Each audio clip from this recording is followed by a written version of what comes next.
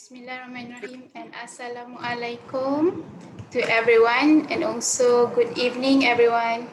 Welcome back to the Ansara Muda Career Talk Master Series 2021.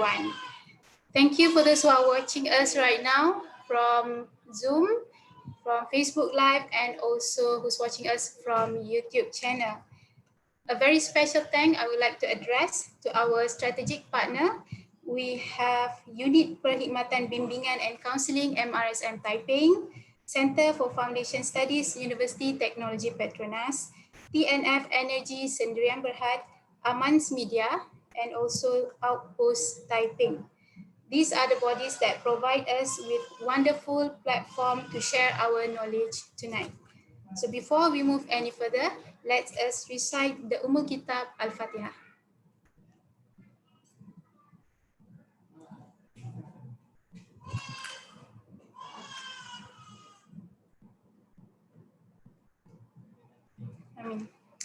Now, our topic for today is applied chemistry.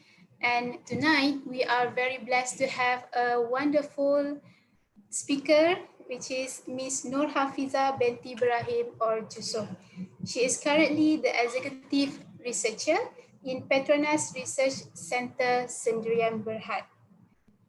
So I have talked to her and she's a very nice person. So student, please take this opportunity to participate in this talk. You can ask many questions through Zoom. You can put your question in the chat box or also through the Facebook. All right, without further ado, I would like to invite Ms. Nur Hafiza to the screen. Ms. Nur Hafiza, the room is yours.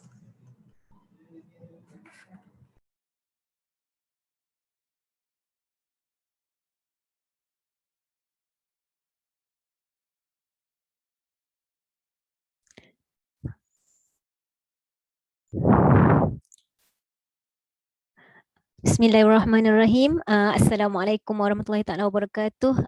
Thank you to the moderator, Puan Jannah, and also thank you to the organizer for this career talk for tonight, which is Ansara Taiping, and also the Center of Foundation Studies, University Technology Petronas. I really would like to thank to the organizer because invited me to be a speaker for the career talk on applied chemistry for tonight.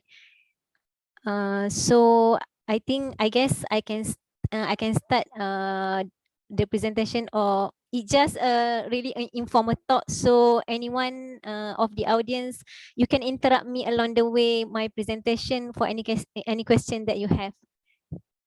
We make it like macam santai-santai punya career talk lah. Okay, so first of all, let me start with introduction of myself lah. So I'm just a normal person. Nama yang diberi Nur Hafizah binti Ibrahim alias Jusof. I was born on 7 February 1985. So this year I'm already 36 years old. So my office location in Bangi and I'm staying in Nilai Negeri Sembilan. So two different state lah. So currently tak boleh cross state, so nak pergi office pun with the current COVID kan, so it's quite difficult lah. So for in terms of the qualification background, I'm graduated in 2007 with Bachelor Science Industrial Chemistry from University Putra Malaysia, and after that, after the degree, I start kerja dulu. I'm working with the industrial. I can say a few companies before I continue my master in chemistry with Universiti Kebangsaan Malaysia. So my current profession, I'm a researcher with the Petronas Research Sdn Bhd. So with the current company, the experience already 8 years lah lebih kurang.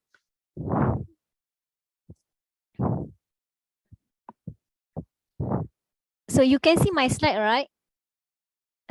Just asking, Jannah. Yes, we can see your slide. Okay. So talking about my career journeys. honestly speaking, my career journey taklah smooth as what all of you think. Perhaps with my current position right now, where I am right now, I punya the beginning of my journey is very difficult actually. Macam I macam jump here and there. So after the degree, I'm actually joining Institute Medical Research in Kuala Lumpur from March to October 2008 because I graduated in 2007. So this IMR was my first step into the working world lah. So dekat sini I mean as a research assistant, so contract lah. When you say research assistant, mostly is a contract position. I just grab whatever apa tu peluang yang ada just to make a base for me for my next career journey. So from March to October, about few months only. Then I was offered to join the Q-Cells Malaysia Sdn Bhd, which is a German company, and that this Q-Cells from Germany is actually just start up another plant outside Germany, which is Malaysia is their first plant lah, which is outside Germany. So I'm glad that I can join this very new plan, which is still nearly in a startup phase, meaning to say that there is still no building at all. So I'm started with QCell from January 2009 until October 2010. So masa ni my position, masa tu I apply, I mean the job offer actually was the chemical analysis specialist, because that is the position yang I apply dekat JobStreet lah. I'm actually adalah seorang yang sangat hunting for a job, only using the JobStreet mostly. Memang I rasa macam hari-hari kot boleh kata. Lepas I graduate, sebab I memang tak boleh duduk diam. I'm not someone yang boleh macam lepas graduate nak rehat setahun. No. 1 month is already a long time for me lah. Macam nak berehat-rehat tu, I memang terus nak kerja. So I am lucky, I can say, join company yang baru dalam startup phase, because when you join the company yang baru startup phase, there's a lot of experience that you can gain, because you tahu everything from the startup. Bukan you masuk company yang dah established and then you baru, you masuk everything already there and then you macam just belajar je. Yang ni macam a lot of things that you need to learn, that you need to solve a problem, sebab benda yang baru kan. Even the technology is already in Germany, but then they bring the technology into Malaysia, so everything not exactly the same as Germany lah. And then I have the opportunity actually to went to Germany for 2 weeks lah for the training.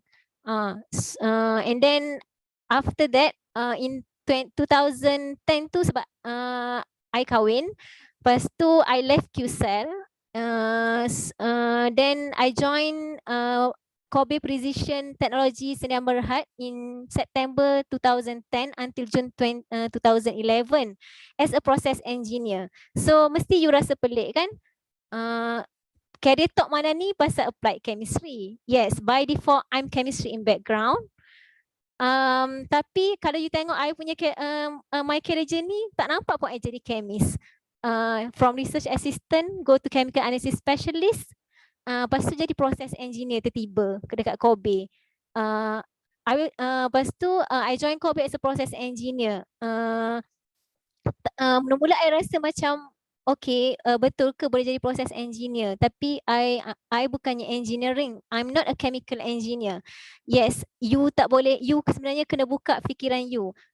Even you are chemistry in background, applied chemistry or pure chemistry, you tak boleh limit yourself just for the position of chemist, because when you limit yourself to the position for chemist, it's very limited out there actually in industry. Because kalau satu factory tu, normally chemist tu hanya limit pada 1 or 2 orang sahaja.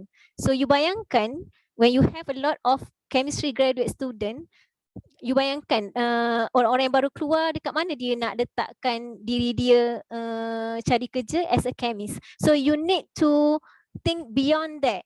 sebab tu you kena rajin explore. Macam let's say apa tu kalau you pergi kat job street tu dia nampak kan dia bagi the position and then dia bagi the job description and what is the requirement. Even they said that the requirement is chemical engineering, but even you applied science, applied chemistry or applied physics, mungkin you can try because working world ni is different with the study punya world tau.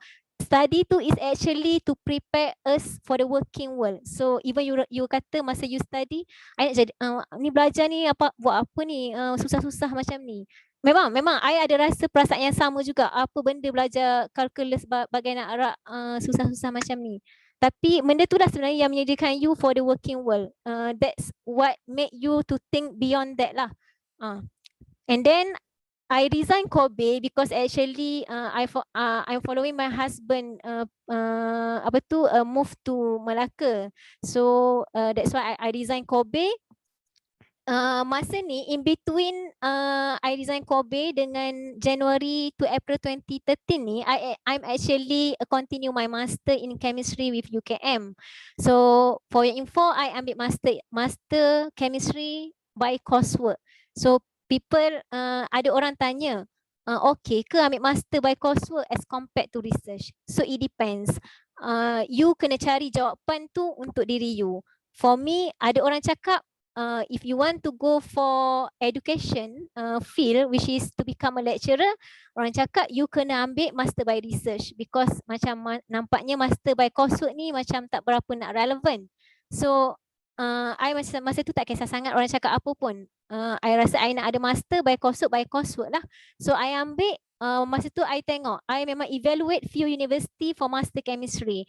So even UKM, UPM, USM, I evaluate in terms of the subject they offer, and even University Technology Skudai, I evaluate satu-satu. The subject offer is totally different by the university. And then kenapa I pilih UKM? Sedangkan dalam I dari UPM, UKM pula dia punya language is Malay. So it's very tough actually from you, from the degree punya stage you belajar all English, thesis you in English, but end up you master, tiba-tiba you nak buat thesis dalam bahasa Melayu. Yes, it's very tough. I memang jujurnya cakap very tough sampai I pun menangis halfway masa mula register because I'm already working before that. Dah selama berapa tahun, almost 3 years, pegang duit macam thousands, macam you are enjoying with your money kan, macam tu lah lebih kurang. Lepas tu tapi I nekat, walaupun I nangis masa first semester tu, nangis gila-gila sampai rasa nak give up, tapi I cakap I dah lah tak ada job. Lepas tu I enroll my master, tapi kalau I quit my master dekat SEM 1 ni, I jadi 3 kali bodoh sebenarnya. So I'm telling myself macam tu. So I teruskanlah, suffer ke macam mana ke, stress level tinggi ke, so I just continue with the goal that I nak habiskan following the schedule that given by the UKM, which is paling awal you boleh habis in 2 semester, which is less than a year. Semua orang keliling I cakap that's impossible, you can habis dalam masa 2 semester. Trust me, semua orang cakap macam tu. Tapi I tak trust orang cakap, I trust myself. You need to believe in yourself sebab you yang akan drive the things, bukan orang lain. So you yang akan drive the things. So I buat je, I pulun, tarik semua subjek masuk SEM 1 because you already know the SEM 2 having you kena buat thesis, dipanggil macam like dissertation lah kalau master by coursework. So alhamdulillah dengan niat you pada awalnya, lepas tu at the end up, yes, alhamdulillah I habis dalam masa 2 semester exactly following the UKM schedule. Mostly orang biasanya akan extend another semester, which is third semester lah sebab nak habiskan dari thesis write up lah.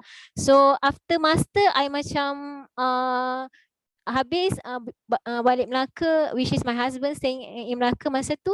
So I macam jobless about 4 months. Lepas tu I continue, I dapat job dekat Shah Alam pula. So PJJ pun PJJ lah kan. Sebab sekarang ni I punya aim I nak dapatkan tapak dulu because I dah habis master. I know that I already have experience after the degree, but then after the master I kena compete pula dengan orang-orang budak-budak degree yang baru keluar. Lepas tu susah juga untuk I. Company normally rather than they pay higher to the person yang ada master, baik dia bayar murah untuk orang yang ada degree, even you can both person can do the same job. That's the mindset biasanya kalau dekat industri lah. I'm talking about industry macam mostly the factory because I'm started my journey with the factory lah. I can say the QCell is my first permanent job lah. So macam tu dia punya situation working world ni. So I jadi lecturer because satu objektif I sambung master pun sebab nak jadi lecturer sebenarnya. So I ambil je opportunity, kontrak pun kontrak lah. So I jadi lecturer kimia dekat Intech Education College Shah Alam. So I ngajar A-level chemistry. So tak pernah A-level, so I pergi je interview buat mock teaching, dia punya interview style. It's totally different as compared to my interview masa lepas I degree dekat Kobe ke, dekat QCell ke, it's totally different. Tapi I buat je, I prepare slide, lepas tu I pergi, lepas tu I tanya kandidat yang datang, ramai 12 orang. Lepas tu dia nak hire 2 orang je. So 2 orang I rasa, lepas tu I tanya setiap orang, oh seorang ni lecturer kat sini sekarang. Oh tapi nak apply kat sini, nak cari peluang dekat sini. So ada dalam hati, tak ada harapan. Because orang lain semua ada experience teaching. I don't have even any teaching experience.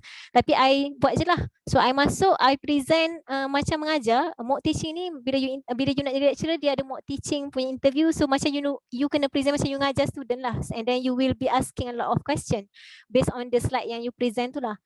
So that's the story. Sebab contract, lepas tu masa tu I still apply job.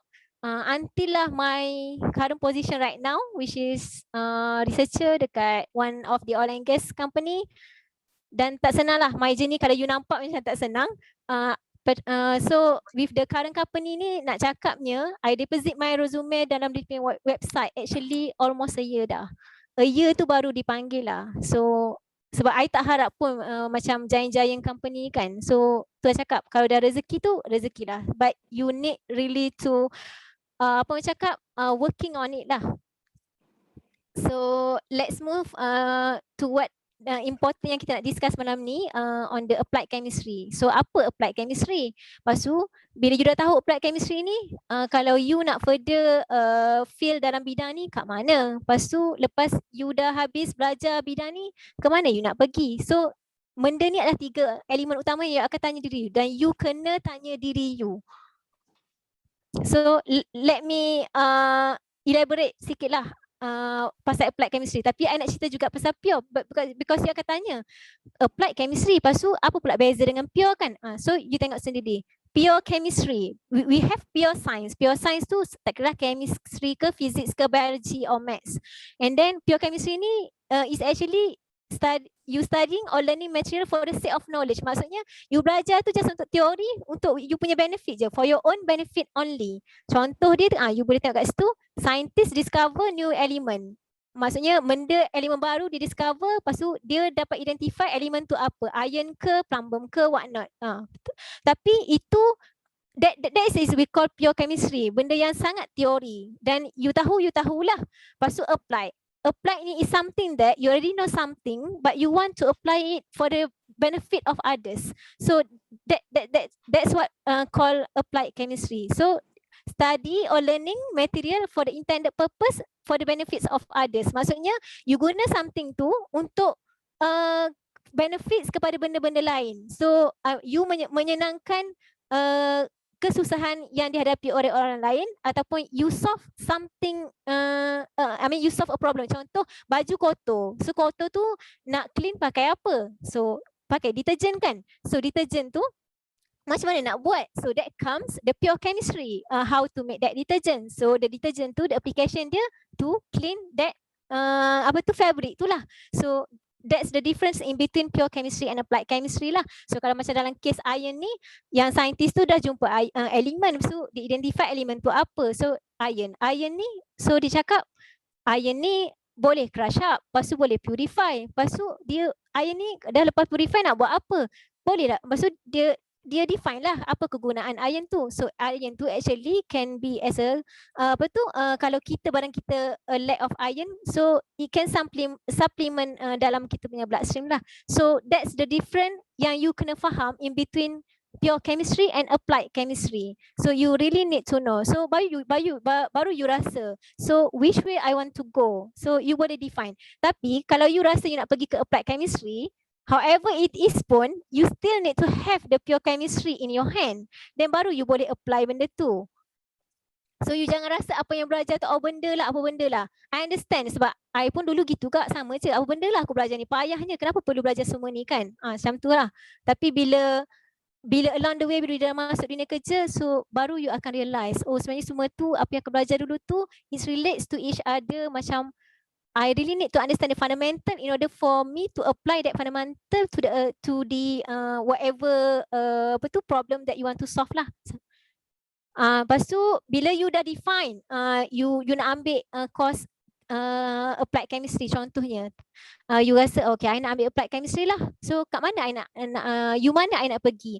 So based on my research lah, untuk universiti-universiti yang offer ni, sebab I pun ad hoc je buat slide ni. Sorry if I miss any information from this slide lah. Sebab I dah grad 2007 kan, perhaps banyak universiti dah ada macam course-course baru yang I tak tahu. Tapi kalau local government university, mostly memang offer this applied chemistry punya course lah. Contohnya UPM. UPM dia ada pure chemistry, because I'm graduated from UPM.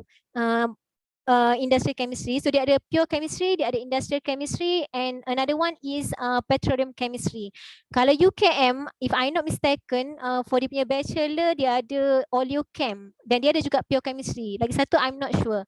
Lepas tu I perasan UIA. Semalam I ada macam buat searching sikit. UIA tak ada dalam ni. Okay, I terlupa untuk input. UIA pun ada applied chemistry, and what's the beauty I perasan dekat UIA, dalam course applied chemistry, dalam sebab kita ada core punya subjek dengan elective core subjek dengan elective kan. The elective tu I tengok lah dekat UIA punya applied chemistry, dia siap ada either you can from the elective course, dia divide pula, satu ada halal haram chemistry, the second one nanotechnology chemistry, something like that, I forgot. So you can choose from that three major yang dia divide tu, the courses from that lah, untuk you complete the credit hours for you to grad as a applied chemist.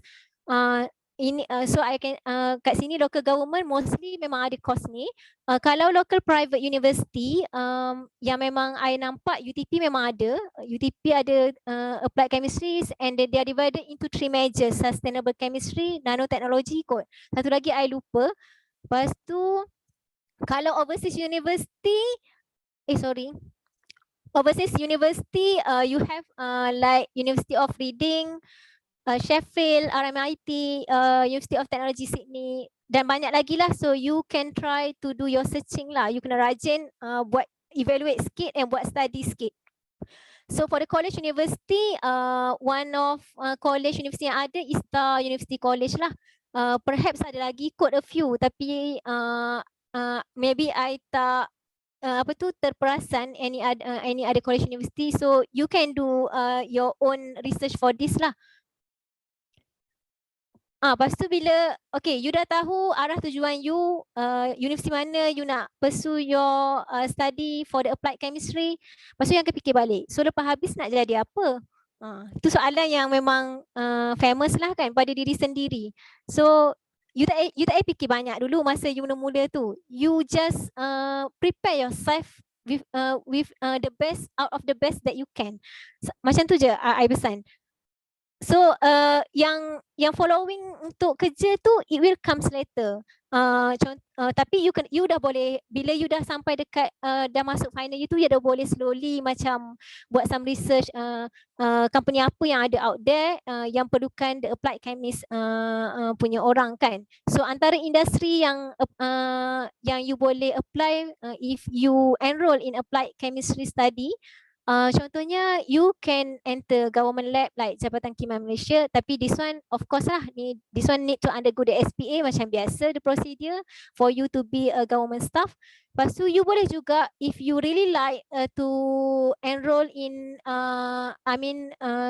to be in academic world, so you boleh apply as a lecturer. We have a lot of private college yang you boleh enter untuk teaching chemistry punya subjek, ataupun you boleh join the research organisation if you really like to be a researcher, sebab chemist and researcher ni tak adalah beza sangat.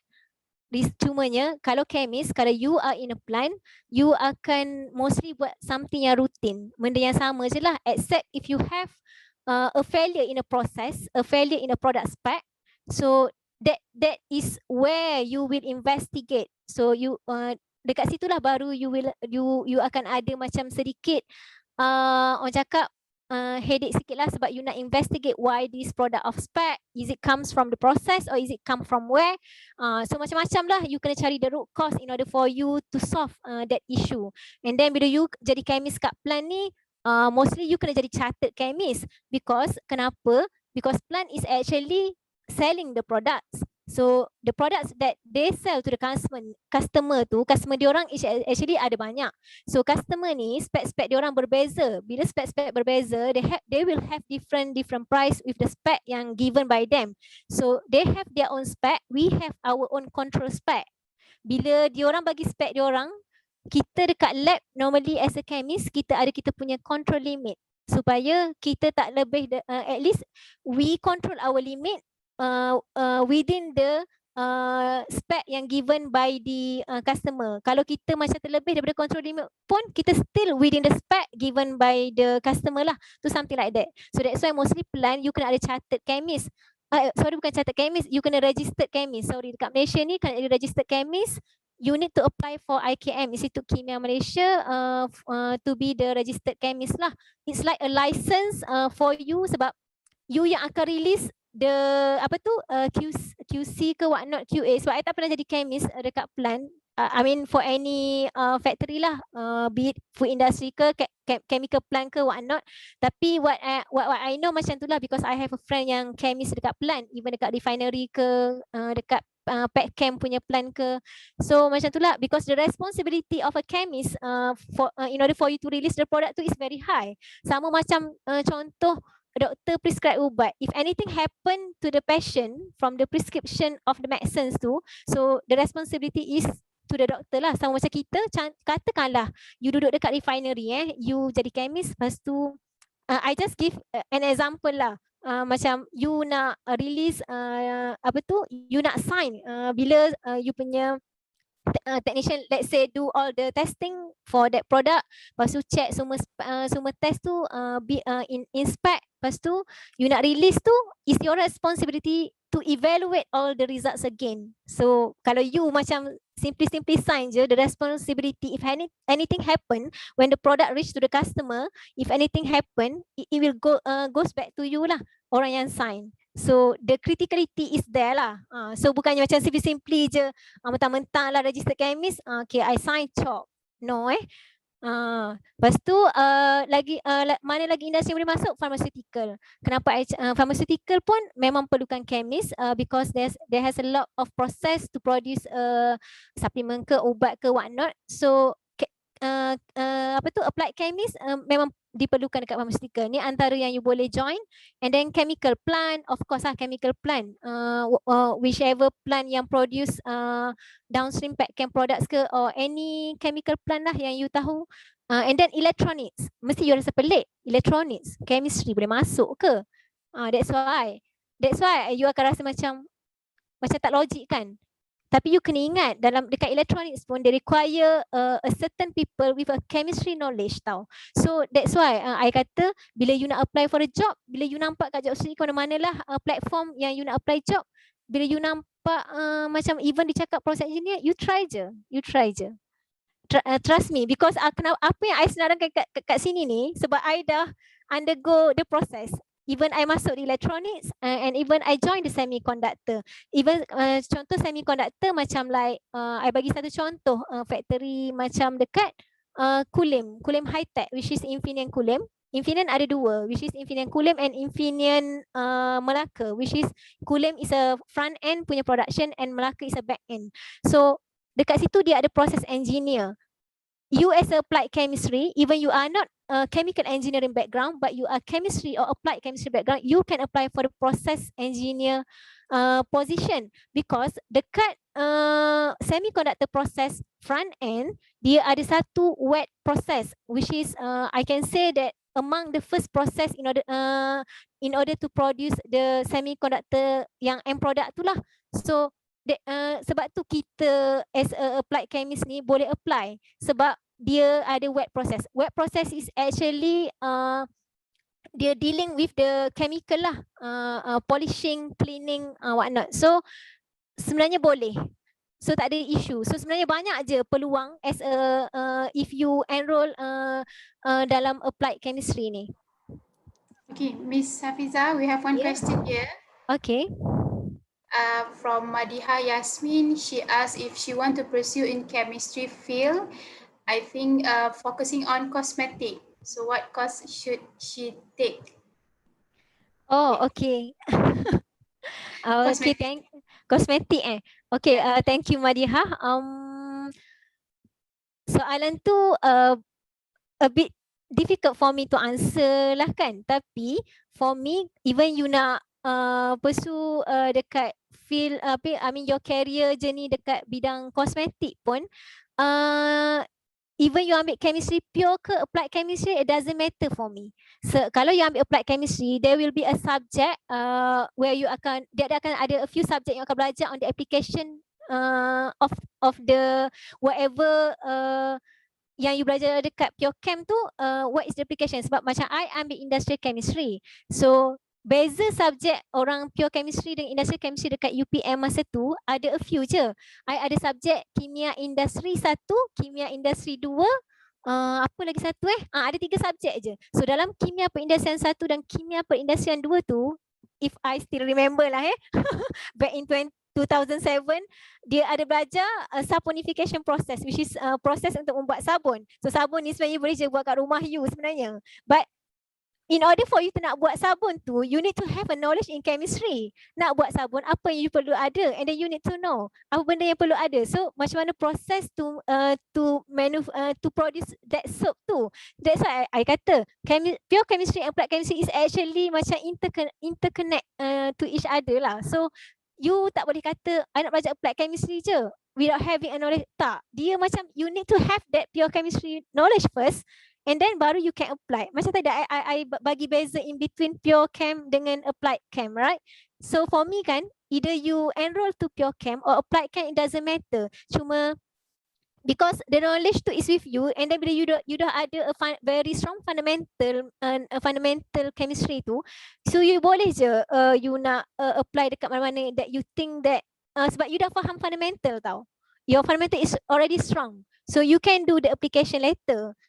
So for me, dekat Malaysia dia tak ada spesifik macam I adalah juga buat searching semalam. Bachelor of Science Applied Chemistry Cosmetic tak ada. Tapi I ada perasan dekat overseas. I lupa dekat negara mana.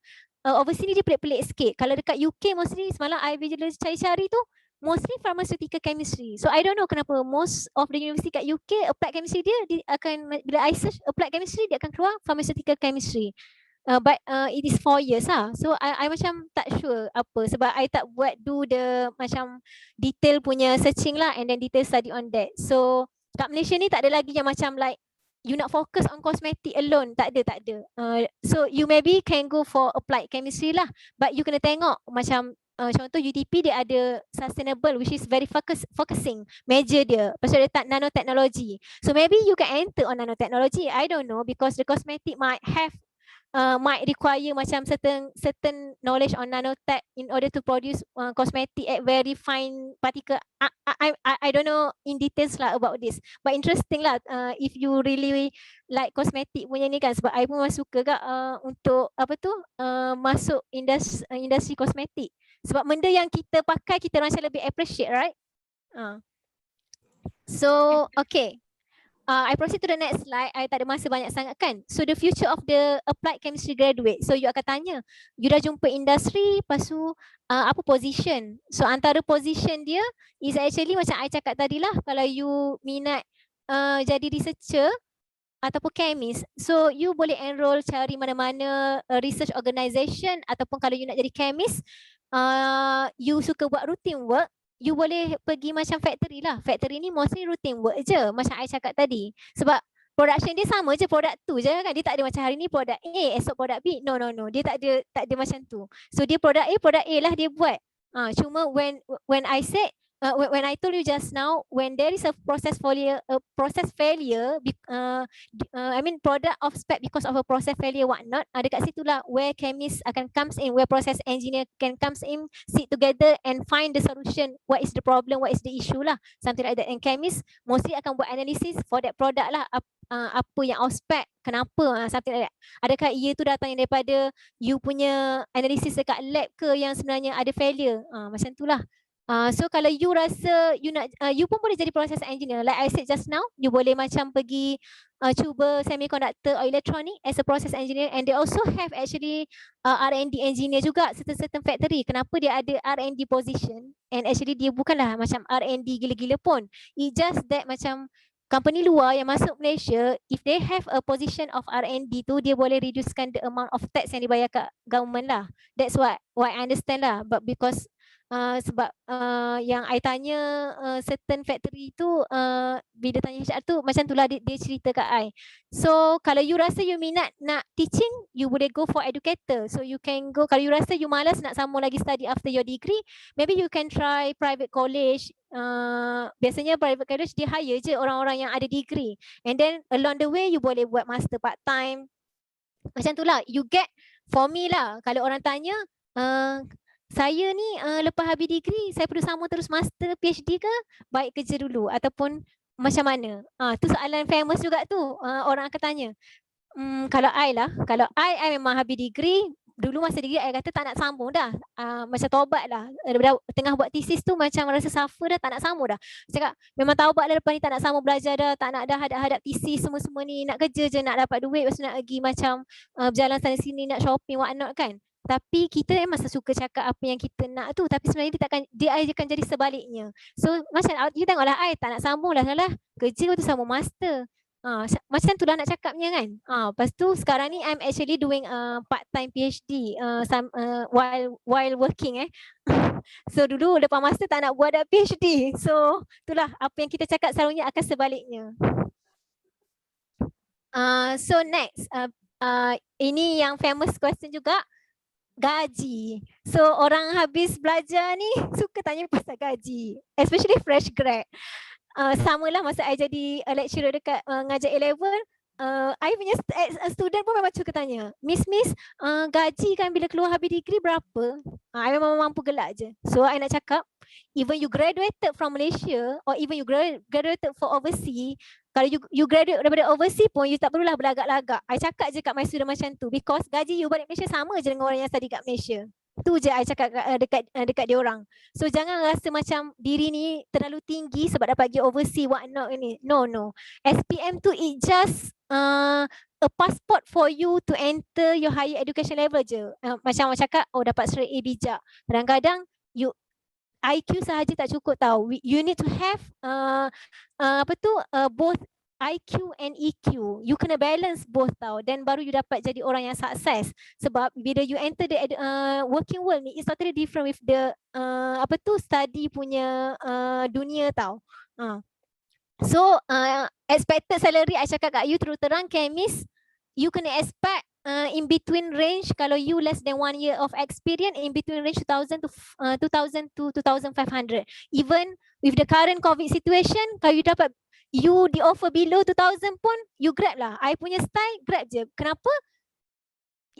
Sebab mostly kan orang akan cakap, semua pergi interview dia cakap you tak ada experience. So siapa nak bagi saya experience? That's a common question. Memang soalan tu memang susah juga I nak jawab, sebab that's why you kena cari orang yang company yang yang boleh bagi you the first experience for you. Kalau gaji rendah lah, you need to accept because dia punya, because a lot of students graduated kan, so macam you akan macam yelah fight with each other dengan orang yang macam result pointer berapa-berapa, tapi pointer tu tak adalah berapa penting sangat for me. Dia ni bila you keluar nak cari kerja, is actually how you present yourself during the interview sebenarnya. Memang certain company dia akan tengok pointer, but the way you present yourself during the interview, your confidence level during the interview tu actually akan membezakan antara you dengan orang-orang lain, and how you answer the question and how you elaborate the things. So macam itulah sebenarnya kalau nak cakap, kalau nak kata pointer ni penting ke nak masuk dunia kerja. Penting tu taklah berapa penting, penting sikit je lah for me, tapi baguslah kalau you dapat pointer yang tinggi. That's considered a bonus dalam you punya cert tu, as compared to the rest of candidates yang datang. Macam itulah.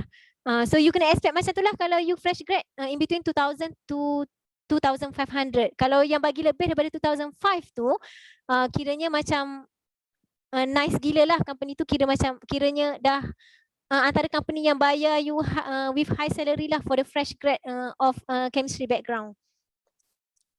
So when we talk about chemistry, apa professional body yang ada, kalau dekat Malaysia ni yang paling famous is Institut Kimia Malaysia lah. This is one of the Malaysia professional body untuk chemist. Kalau you register ni, you akan dapat registered chemist with dia punya number tu berapa-berapa. Lepas tu sekarang ni kat depan kita dah boleh letak CHM. Dulu tak ada tau di CHM. Actually I pun baru register tahun lepas kot. Sebab I tak pernah jadi chemist, so macam I tak bother sangat lah untuk register. Tapi tahun lepas I dah register lah as IKM members. Lepas tu kalau you rasa you nak go further, go beyond outside Malaysia, you boleh register for Royal Society of Chemistry, UK's professional body untuk chemical scientist lah. Tapi yang ni dia susah sikit lah as compared to the IKM. There's a lot of documentation, a lot of technical input reports that you need to provide in order for you register, but in order for you to get the macam chartered chemist ke chartered scientist, dia ada dua ni lah, chartered scientist, chartered chemist. So you boleh pilih you nak masuk, you nak go for which one. Tapi I pun ada plan nak register for this. I sekarang tak ada register lagi for this RSC ni. Sebab banyak sangat paperwork nak kena buat kan. So it takes time lah. So okay, when ni I cerita sikit lah sebab I'm a researcher. So far with the current company, there's a few project yang I dah involved because I joined May 2013 until current, which is already 8 years. So I masuk je, I chemistry background, I masuk je terus dapat project thermodynamic, CO2 phase behavior study. So memang nangis lah sebenarnya. Macam it's actually totally macam pure thermodynamic, which is kalau kita orang chemistry, kita belajar thermodynamic ni sikit je, which is dalam subjek kimia fizik. That's what I remember masa zaman I lah. Belajar thermodynamic tapi bukan detail sampai macam you nak kena come up with the equation, macam contoh SRK equation, something like that lah.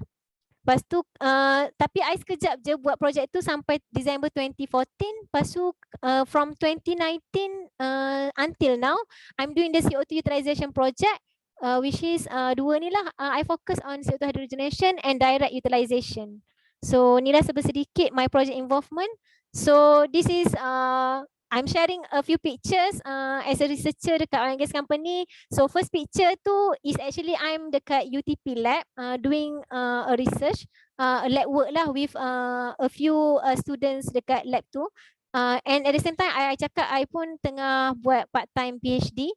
So yang kat tengah tu gambar dekat ni lah kan, tu dekat gas pump sebenarnya. So I'm doing checking on the certain gas. Lepas tu yang gambar paling tepi tu is actually that's all my chemist friend actually daripada plant-plant. Masa tu kita orang pergi training, so we visit one of the lab dekat Kerteh lah, one of the plant dekat Kerteh.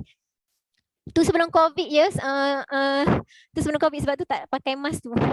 So buat disclaimer siap-siap. So okay. Can we have another question? Boleh.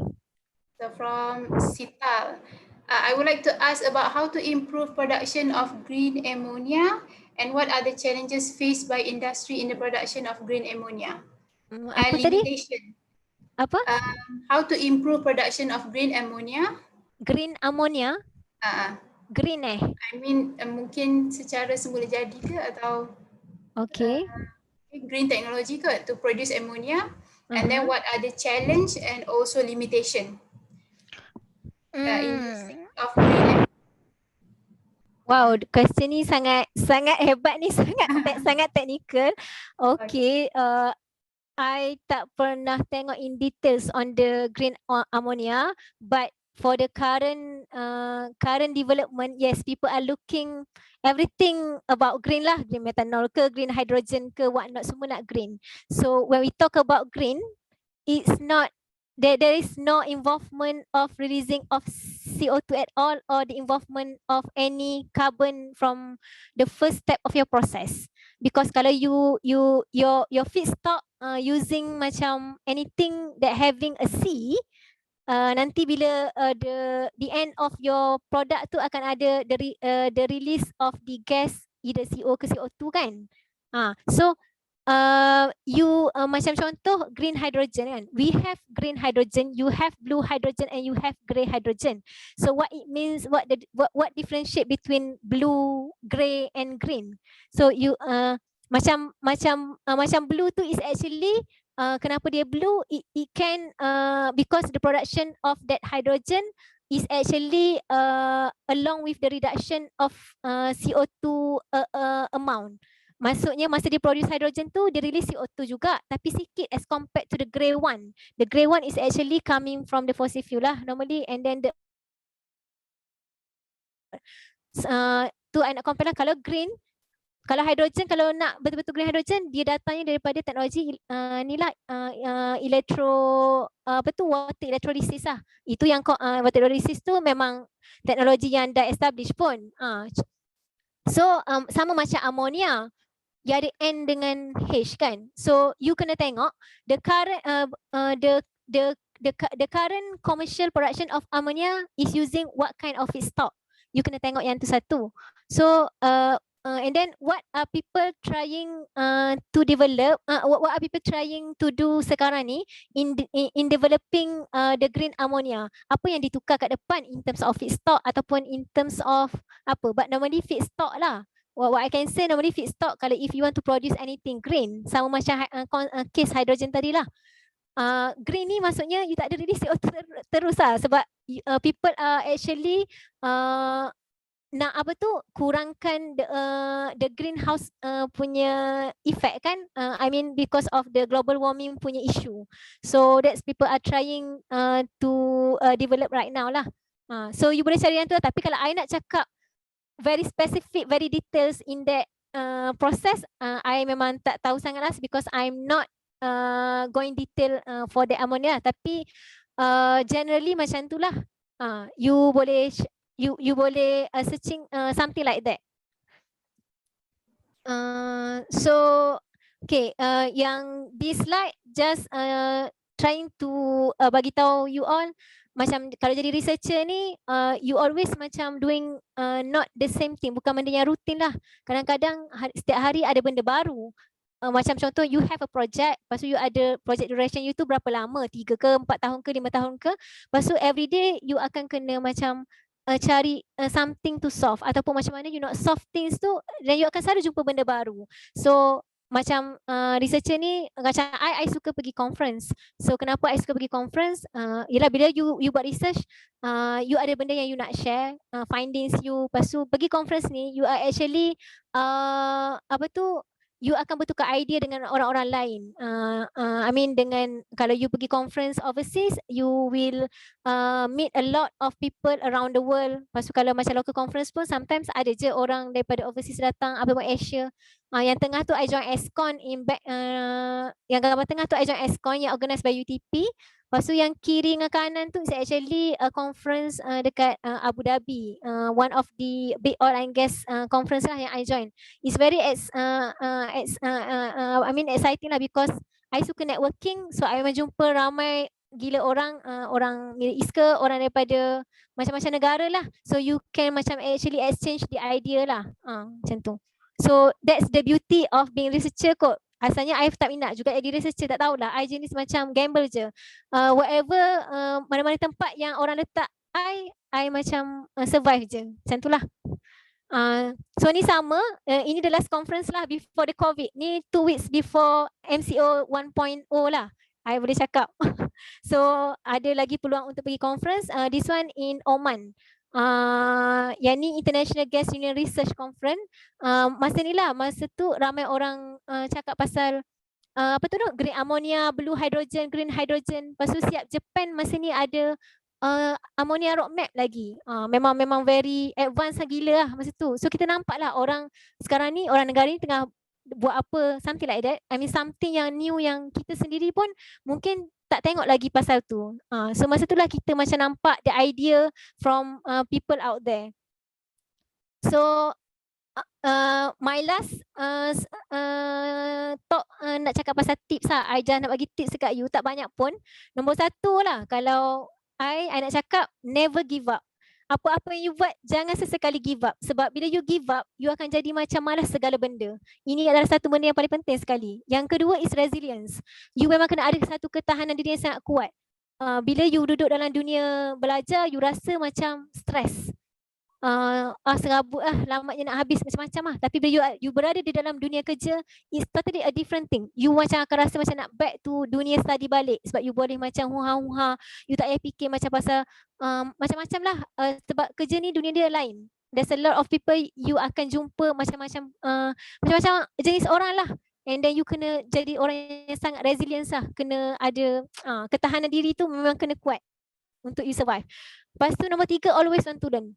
Kalau you pergi mana-mana company pun, satu benda nak cakap, you kena jadi orang yang macam apa-apa je orang bagi kat you, you ada macam you ada satu behavior yang you memang nak belajar walau macam mana susah sekalipun.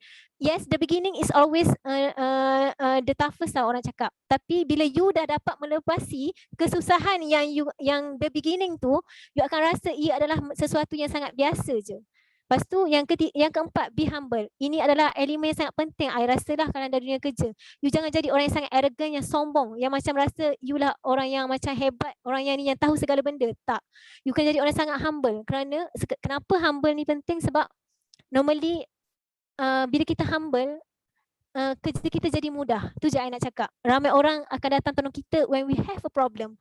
Dan bila you rasa you ada masalah, you rasa macam susahnya macam nak I nak buat, aku seorang je. Tiba-tiba macam pertolongan tu akan datang without you know tau. Macam tiba-tiba sebab dengan kebaikan yang you pernah bagi kat orang, insya-Allah you akan dibalas dengan another kebaikan daripada orang lain. So yang kelima, networking. Bagi I lah, networking adalah benda yang paling penting. Sebab apa? Bila you ada ramai kawan, tak kisahlah network you kat mana-mana, even overseas ke what not, networking ni macam ada certain situasi memang sangat-sangat helpful untuk you. And then macam contoh you tak reti untuk exposekan diri you to something, tapi ada orang, bila when you have a networking, people yang akan tolong you macam dia akan macam contoh tonjolkan you, maksudnya orang dapat kenal you, macam dia akan connect you have someone dekat negara A contohnya, but that orang dekat negara A tu you cari something yang tak ada dekat negara A, tapi orang negara A tu ada yang you cari tu, dia ada networking dekat negara lain. So dia yang akan try to connect you, something like that lah. That's why I rasa networking sangat penting lah. You macam when you have a lot of friends with different background, benda tu sangat-sangat banyak membantu lah. So last from me, yang paling penting sekali, duit. Semua orang tahu kot. Regardless apa religion kita, semua orang ada belief masing-masing. So you doa lah, lepas you doa, you usaha, lepas tu you ikhtiar, and last you memang kena tawakal. So success will be yours lah. So you akan jadi macam gambar kartun tu lah kan, kalau you berjaya macam rasa nak melompat ke nak macam tu lah. Tapi memang penting lah 4 ni. So saya rasa tu je lah saya punya perkongsian malam ni. Sedikit sebanyak harapnya I dapat give some input. I mean adalah information dari perkongsian saya malam ni untuk anda semua yang join di session untuk malam ni. So itu sajalah dari saya. Kalau ada lagi soalan, bolehlah kalau anyone still have any question to ask, ataupun kalau rasa macam segan nak tanya dalam ni, nak tanya macam personally, boleh je. I boleh provide je my email later. Okay. Okay, we have a few questions actually. Miss Hafiza, we have one here. May I know from Wong Kai Cheng, may I know the current water treatment process and any future development or improvement that we can solve by using applied chemistry? Water treatment process. Yeah, current water treatment process and also future development and improvement from applied chemistry. Water treatment. Okay. Soalan ni saya rasa macam a bit tough for me to answer. Macam sangat spesifik. Maybe you have I some rasa, I rasa macam I tak tahu sangat. I tak tahu apa current treatment untuk I mean current water treatment process. Tapi maybe you can you can do your your own search, and then tadi dia cakap next question tu apa? Are there any future development or improvement that we can solve by using applied chemistry? Oh, okay. Okay. You boleh tengok dari you tengok dulu what is the what people using untuk treat water untuk current punya teknologi lah. So tapi apa masalah dengan current water treatment process ni?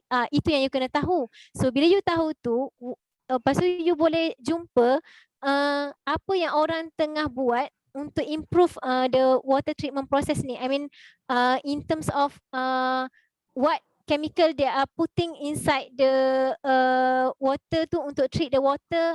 I'm not really sure about that lah. Ataupun in terms of the process optimize, I don't know, dari segi dia ada process optimization in terms of heating ke whatnot untuk water treatment ni. Sebab I tak familiar dengan water treatment lah. Tapi I boleh cakap you kena tahu apa yang sekarang orang buat, tapi apa problem dengan yang sekarang treatment process tu. Lepas tu you might jumpa the keyword for the next yang you nak cari tu, apa the development yang people tengah buat by using the applied chemistry tu lah. Apa benda, tak kisahlah apa tu, chemical apa ke dia letak, ataupun dari segi teknologi apa ke yang dia guna. Yes. Okay, so next question from Yuva. I would like to ask about your view on what alternative can be used in the place of plastic in daily life. Okay, alternative to replace plastic, I think. For example, edible water bubble instead of using water bottles.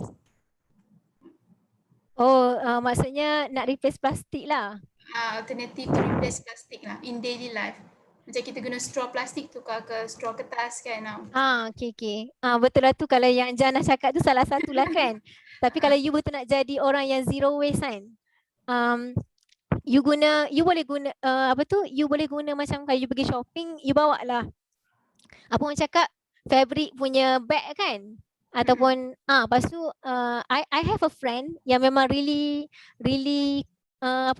passionate about this usage of plastic tau. So dia memang dalam kereta dia akan siap-siap ada Tupperware, faham tak? So kalau dia nak tapau, dia akan keluarkan Tupperware dia tu bagi dekat orang kedai.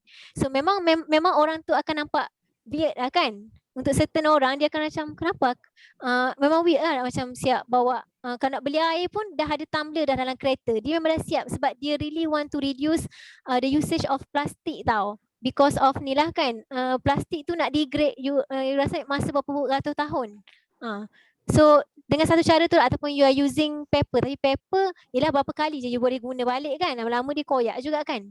So you guna macam tu lah the concept of Tupperware tu, ataupun macam kalau you pergi shopping, fabric punya bag lah kan. yang you boleh guna berpuluh-puluh kali. So you are reducing the usage of plastic. Kalau seorang yang buat macam tu, you bayangkan you kalilah untuk sebulan, setahun, whatnot, dengan berapa hari you shopping setahun. So kalau 10 orang, so you bayangkan berapa tan plastik you boleh kurangkan lah setahun, something like that. Okay, we have a few more questions, but we have like 1 minute. Okay, tak apa, you select yang mana you rasa ni lah kot. Tapi yang lain tu, yeah, about the program, maybe student you can find it in university website. So this one different between applied chemistry and chemical engineering. Applied chemistry, chemical engineering, different. Oh, dia tanya different Okay, applied chemistry and chemical engineering memang I nak cakap jauh, memang sangat jauh lah beza, sebab chemical engineering is a non-chemistry, even dia ada juga belajar subjek chemistry, but very surface lah. What I know from the orang chemical engine lah. Applied chemistry, kalau chemical engineering ni dia macam belajar proses design, dia belajar proses design, so dia belajar a lot of process tau. Macam kita applied chemistry, kita tak ada belajar proses in details. Macam diorang thermodynamics is a subject, but we thermodynamics is a macam like chapter in a subject, something like that. So macam it's totally a different things lah. Macam applied chemistry, chemical engineering, dia punya prospek kerjaya dia akan masuk macam like process design, process engineer, process safety. They are more towards process and also design. Kalau macam orang tak ada plan, dia boleh jadi design engineer yang doing the design using laptop je. Memang it's totally a different thing lah, I can say. They are still belajar kimia tapi macam very surface. Kita chemistry in details. Macam tu. Applied chemistry, you also ada subjek yang pure chemistry together with the applied chemistry subject. It depends on what major you are taking lah. Okay, thank you very much. Actually, we have a few more questions, but since we have come to the end of our session, so if you have any question, you can email to Miss Hafiza. Can I have your email, Miss Hafiza, so that I can type it here? Sekejap type kat chat boleh kan? Boleh. Okay, sekejap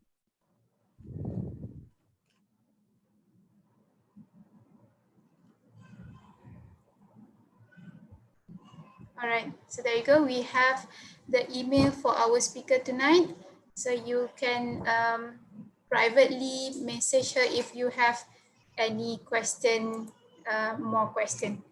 Okay. So thank you very much, Ms. Hafiza, for a very enlightening session. Me, myself, actually learned a lot of things, and I believe that our viewers, our audience here feel the same way. So many thanks as well to our audience who have been watching and joining us for our talk for tonight. If you know anybody who could enjoy this talk but was unable to join us tonight, you can search for our YouTube channel, Ansara Taping. If you look forward to learning from more of our talk like this, you can just subscribe and hit the bell button. And don't forget to give our video thumbs up and like our session. Again, we would like to say thank you to our strategic partner, Unit Perkhidmatan Bimbingan and Counselling MRSM Typing, Center for Foundation Studies UTP, TNF Energy Sdn Bhd, Amans Media Outpost Typing. So let us close this session tonight with Tasbih Kafara and Suratul As.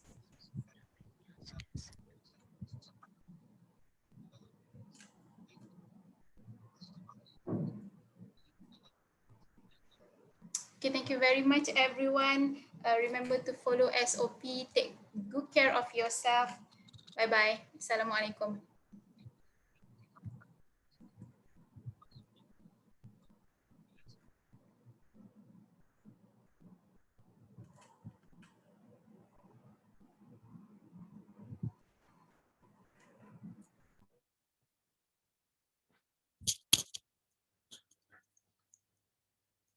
Thank you very much, Cik Hafiza, for tonight. Really interesting talk. Thank you juga ya untuk korang as organizer inviting me. Okay, thanks. Thank you, Kak. Oh, thank you. Tak nampak awak. Ada. Sambil-sambil Okay. makan. Amboi. Thank you to Jana as moderator malam ni. Terima kasih semua. Thank you Kak Fiza. Thank you Jana. See you later. InsyaAllah. So tak ada apa-apa dah ya? Right, saya dah stop live stream di Facebook. So I end the session now lah. Thank you very much everyone. Okay, Have a thank good night. you. Bye. Assalamualaikum. Assalamualaikum.